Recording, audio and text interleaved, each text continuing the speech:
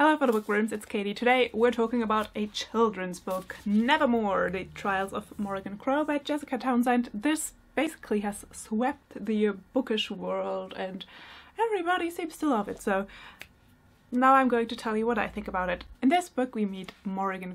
She is a 10-year-old girl and she is one of the cursed children, which means that she gets blamed for everything that goes wrong. So she has to write apology letters. Her father, a rich politician, has to pay for all the damage she has done, well, supposedly done. She is supposed to die on her 11th birthday, but luckily for her, she gets swept away by an eccentric person called Jupiter North and gets to this town called Nevermoor, where she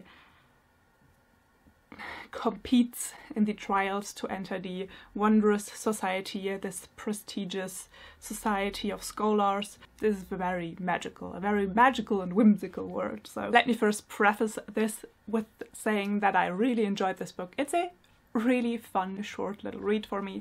However, I did have a little bit of not exactly problems. I found the pacing a little bit clunky. There are multiple seemingly random time skips that pretty much take out the flow of the plot, because it starts pretty fast-paced but then it slows down quite a bit and the ending feels a little bit rushed. The plot follows pretty much a structure of a beginning. Morrigan gets swept away to Nevermoor, then trial 1, trial 2, trial 3, trial 4 end.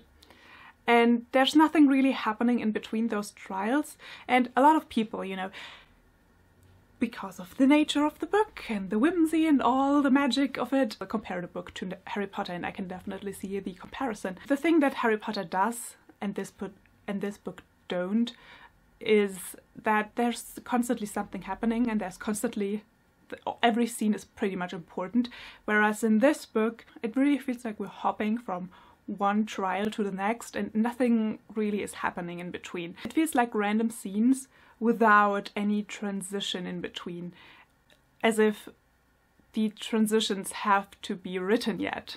Also, a thing about the plot that I was a little bit frustrated about is that it pretty much relies on Jupiter and Morrigan not telling each other important information, and I just don't like these plots that only happen because characters don't talk to each other.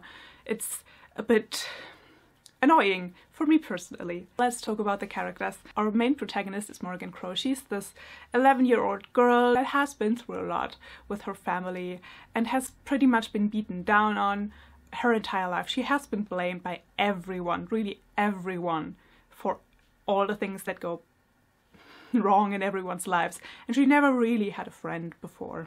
Although she is a little bit of a passive character, she doesn't really make decisions for herself. She kind of gets just thrust into this adventure and rolls with it. Jupiter North, her patron, is basically this Mary Poppins-esque eccentric person. We don't really know much about him because he isn't really present that much in the book, and I hope that is, you know, different as the story goes on, but you know, I can't really tell you anything about it, about him.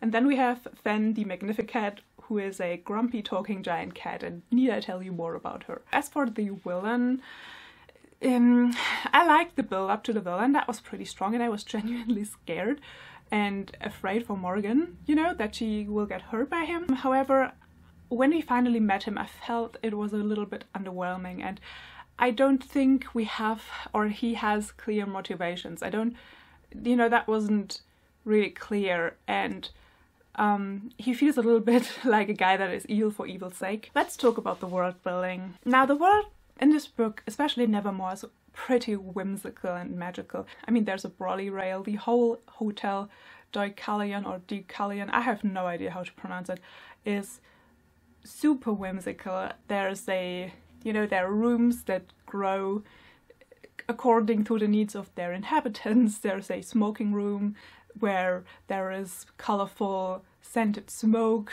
for everyone. However, we don't get a lot of information about Nevermoor, and I think that's a little bit of a first book problem. Like, a lot of first books in a series, especially fantasy books, have this problem that there's not a lot of information about the world.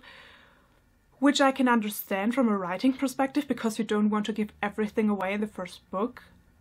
But I felt like there wasn't enough information about Nevermoor. I still have loads of questions. For example, I'm not quite sure which time period this book is inspired by. How does this world look? What is it inspired by? How can I, you know, picture it? I need more information. I love to have explored the hotel properly. There was a little bit, but most of it was what was explained in summary, and I wish we would have just been shown and not told. As for the magic system, that was entirely unexplained. I feel like I needed more information on that as well. It feels a little bit whimsical for the sake of being whimsical. As for the writing, it's alright, it's pretty standard. Like, it's nothing special. I don't have anything special to say about it. It's a tight third-person narrative out of Morrigan's POV. I found it a very fast read. I mean, it's a children's book. As a conclusion, I gave this book 3 stars. I really enjoyed it. I will definitely pick up the next book. I think the series is going to get better and better as it goes on. So that was it for today. I hope you're having a wonderful day. I hope you're reading a magical, wonderful book that will sweep you away into a whimsical world today, and I hope you're having a wonderful day, and I will see you soon. Bye!